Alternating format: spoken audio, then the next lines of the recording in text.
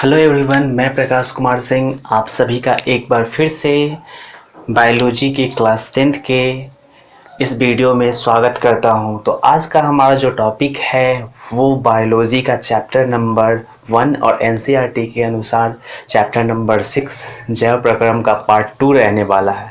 पर उससे पहले मैं आपको बता दूं कि अगर आप मेरे चैनल पे नए हैं, अगर मेरे चैनल से नहीं जुड़े हुए हैं, तो आप लोगों को मेरे चैनल के नीचे सब्सक्राइब का बटन आ रहा होगा, उसे प्रेस करें और सब्सक्राइब के बटन प्रेस करने के बाद एक बेल का निशान आएगा, जिसे बेल आइकन पे आप लोग क्लिक करके मेरे चैनल के साथ जुड़ जाए ताकि आपको जब जब वीडियो आए आपको नोटिफिकेशन मिलता रहे। तो आज हम बात करने वाले हैं बायोलॉजी के चैप्टर नंबर 2 के ऊपर, जो कि माफ़ कीजिएगा चैप्टर नंबर 1 भाग 2 है ये। तो आज हम बात करने वाले हैं जंतुओं में पोषण, यानी कि पिछले वीडियो में हम लोग ये देख चुके हैं कि जैव प्रक्रम क्या होता है, जैव प्रक्रम के अंतर्गत हमें किन किन पॉइंट पे पढ़ना है, जिसमें हमने पोषण स्टार्ट किया था। पोषण के 2 प्रकार हमने देखा, स्वपोषण, परपोषण। स्वपोषण क्या है उसका डिफिनेशन देखा, परपोषण का डिफिनेशन देखा। उसके बाद परपोषण के 3 प्रकार, मृतजीवी, परजीवी, प्राणी संपोषण को भी देखा। उसके बाद हम लोगों ने पेड़ पौधों में पोषण भी देखा, जिसके अंतर्गत 2 प्रकार का पोषण देखा, स्वपोषण और परपोषण, यानी कि स्वपोषी पौधे और परपोषी पौधे। स्वपोषी पौधे में आखिर ऐसा क्या होता है कि वो अपना भोजन स्वयं बना लेते हैं, तो उनमें क्लोरोफिल होता है और वो प्रकाश संश्लेषण की क्रिया करते हैं। तो हमने पिछले वीडियो में प्रकाश संश्लेषण का भी डिस्कस किया है, तो जो बच्चे पिछला वीडियो नहीं देखे हैं वो जाकर देख लें।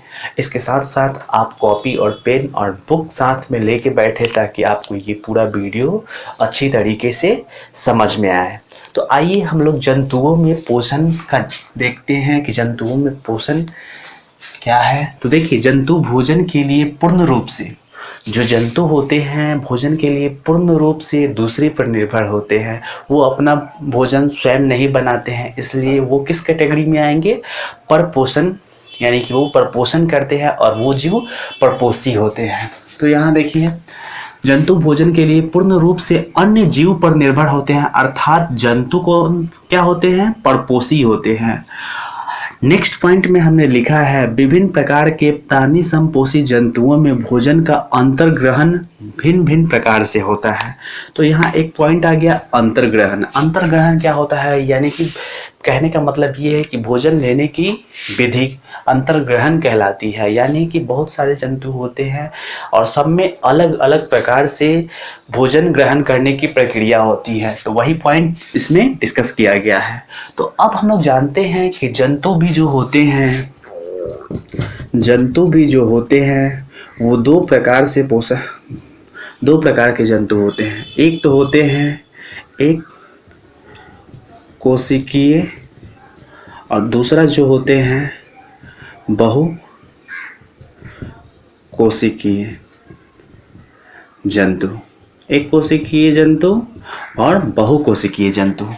एक कोशिकीय जंतु में जो सारी क्रियाएं होती हैं वो एक कोशिका पे से ही संपन्न हो जाता है, परंतु बहुकोशिकीय जंतुओं में हर एक चीज़ के क्रिया के लिए अलग अलग पार्ट बना होता है और वो उस चीज़ को सुचारू ढंग से करते हैं। तो सबसे पहले हम लोग देख लेते हैं एक कोशिकीय जंतु में। तो हम लोगों ने अमीबा को, बुक में हम लोग को अमीबा के बारे में जानना है, तो उसी पे चर्चा करते हैं। तो देखिए, मेरा जो हेडिंग है वो है अमीबा में पोषण। तो अमीबा में पोषण कैसे होता है, तो देखिए, अमीबा एक सरल प्राणी संपोषी जीव है। अमीबा क्या है, सरल प्राणी संपोषी जीव है। दूसरा पॉइंट है, यह मृदु जलीय एक कोशिकीय तथा अनिश्चित आकार का प्राणी है। एक कोशिकीय है जो अमीबा होता है, एक कोशिकीय है, और अनिश्चित आकार कहने का मतलब ये है कि इनका जो निर्माण होता है वो कुछ बातों पे डिपेंड करता है कि वो किस शेप का होता है, यानी कि इनका निश्चित आकार नहीं होता है। आगे हम बात कर ले तो अमीबा का भोजन जो होता है, अमीबा भोजन के रूप में क्या क्या लेता है, तो उन चीज़ों को देखें। तो शैवाल के छोटे छोटे टुकड़े, बैक्टीरिया, डायटम, अन्य छोटे एक कोशिकीय जीव तथा मृत कार्बनिक पदार्थ के छोटे छोटे टुकड़े इत्यादि जो हैं अमीबा के भोजन हैं।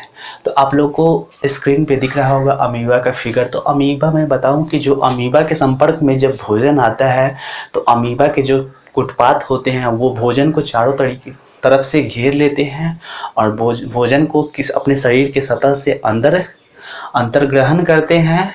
उसके बाद शरीर के अंदर पाचन की क्रिया होती है और उसके बाद बहिष्करण की प्रक्रिया होती है, यानी कि बाहर निकालने की प्रक्रिया होती है। तो स्क्रीन पे आपको दिख रहा होगा अमीबा का फिगर। तो देखिए, अब आते हैं नेक्स्ट पॉइंट के ऊपर। तो देखिए यहाँ मैंने लिख दिया है कि अमीबा में पोषण जो होता है अंतर्ग्रहण पहले होता है, यानी कि पहले अंदर लिया जाता है, उसके बाद अंदर जाके पाचन की क्रिया होती है और फिर शरीर की सतह द्वारा इसे बहिष्करण यानी कि बाहर निकाल दिया जाता है। तो बहिष्करण प्रक्रिया द्वारा पूर्ण होती है।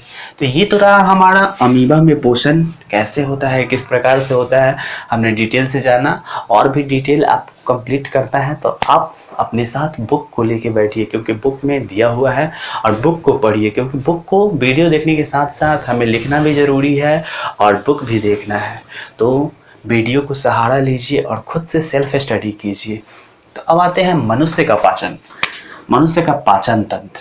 तो पाचन तंत्र के ऊपर तो हम बाद में डिस्कस करेंगे। मनुष्य के पाचन तंत्र, देखिए पहला पॉइंट हम लोग ऊपर लेते हैं। मनुष्य तथा सभी उच्च श्रेणी के जंतुओं में भोजन के पाचन के लिए विशेष अंग होता है।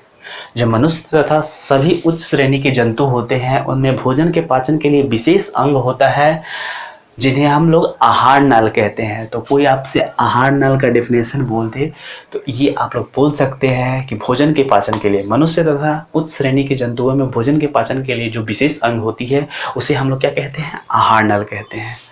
दूसरा जो डेफिनेशन है, आहार नाल से संबंध कुछ पाचन ग्रंथियां होती है। आहार नाल से संबंधित कुछ पाचन ग्रंथियां होती है जिनसे पाचक रस निकलता है और यही पाचक रस जो होता है भोजन को पचाने में मदद करता है। नेक्स्ट पॉइंट पे आते हैं। तो यह एक कुंडलित रचना है जिसकी लंबाई करीब 8 से 10 मीटर होती है, यानी कि ये जो होता है कुंडलित रचना है और जिसकी लंबाई 8 से 10 मीटर तक की होती है। यह मुख्य गुहा से शुरू होकर मल द्वार तक फैली होती है। कौन? आहार नाल। आहार नाल की लंबाई कितनी होती है? 8 से 10 मीटर की होती है और ये मुख्य गुहा से लेके मल द्वार तक फैली होती है। मुख्य गुहा, ग्रसनी, ग्रास नली, छोटी आंत, बड़ी आंत, ऐसे करके इसमें प्रोसेस जुड़ा होता है। तो इस पर हम डिस्कस करेंगे। तो उससे पहले हम लोग देख लेते हैं पाचन तंत्र का डेफिनेशन। तो आइए देखते हैं। तो पाचन तंत्र का डिफिनेशन हम कुछ इस प्रकार से दे सकते हैं। आहार नाल, इससे संबंधित पाचन ग्रंथियां तथा पाचन क्रिया मिलकर पाचन तंत्र का निर्माण करती है, यानी कि कंप्लीट रूप से आहार नाल और इससे संबंधित जो पाचन ग्रंथियां हैं और पाचन क्रिया मिलकर क्या करती है, पाचन तंत्र का निर्माण करती है। अब मनुष्य के आहार नाल के विभिन्न भागों में हम लोग देखेंगे। सबसे पहला पॉइंट मुख्य गुहा देखेंगे और मुख्य गुहा के अंतर्गत हम लोग मुख्य गुहा में उपस्थित दांत और जीभ के बारे में पढ़ेंगे, जिसमें स्वाद कलिया भी पढ़ेंगे। दांत का निर्माण किस प्रकार से होता है वो सारे पॉइंट को देखेंगे। मुख्य गुहा के बाद जो भोजन होता है ग्रसनी में जाता है। ग्रसनी के अंतर्गत हम लोग इसके दो भागों को पढ़ेंगे, कंठ द्वार और निगल द्वार को। इसके बाद जो भोजन है आगे बढ़ता है और ग्रास नली में पहुंचता है। ग्रास नली के बाद भोजन का जो अगला चरण है वो अमाशय में पहुंचता है। अमाशय में कुछ क्रियाओं के बाद भोजन जो होती है छोटी आंत में पहुंचती है और छोटी आंत में हम लोग देखेंगे यकृत के बारे में, अग्न्याशय के बारे में और आंत ग्रंथियों के बारे में। और उससे आगे जब पढ़ेंगे तो हम लोग बड़ी आंत में, भोजन हमारा बड़ी आंत में पहुंचेगा और बड़ी आंत में प्रोसेस होने के बाद जो भोजन है वो मल द्वार के द्वारा शरीर से बाहर निकल जाएगा, यानी कि जो भोजन का वेस्ट भाग होगा वो क्या हो जाएगा, शरीर से मल द्वार के रास्ते बाहर निकल जाएगा। तो ये कंप्लीट हमारा पाचन का क्रिया होगा, जिसे और भी डिटेल से भाग 3 में जानेंगे।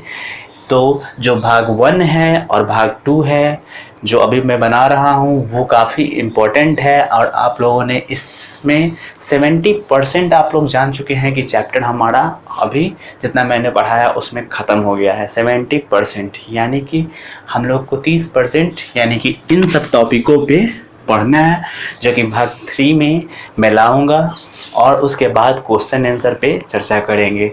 तो बस आज के लिए इतना ही। कैसा लगा आपको वीडियो कमेंट में ज़रूर बताइएगा। इसके अलावा मैं एक और बात आपको बता दूं कि अगर जो बच्चे अभी केमिस्ट्री का मैंने वीडियो नहीं डाला है, जल्द ही मैं केमिस्ट्री का भी 10th क्लास का वीडियो डालूंगा, लेकिन जो मेरा प्लेलिस्ट है उसमें आप लोग बेसिक केमिस्ट्री को जाके पढ़ें, क्योंकि वो class 9th 10th 11th 12th तथा कंपटीशन के बच्चों के लिए काफ़ी इम्पोर्टेंट है और उसमें मैंने ट्रिकली हर चीज़ को बताया है। अभी तक मैंने जितना भी केमिस्ट्री का वीडियो डाला है उसमें आपको या तो क्लास 9th के हों, 10th के हों, 11th के हों, 12th के हों, उनके लिए फ़ायदेमंद वीडियो रहेगा। तो प्लीज़ उस वीडियो को एक बार देखें और अपने दोस्तों के साथ शेयर करें। बस आज के लिए इतना ही। वीडियो को देखने के लिए थैंक यू सो मच।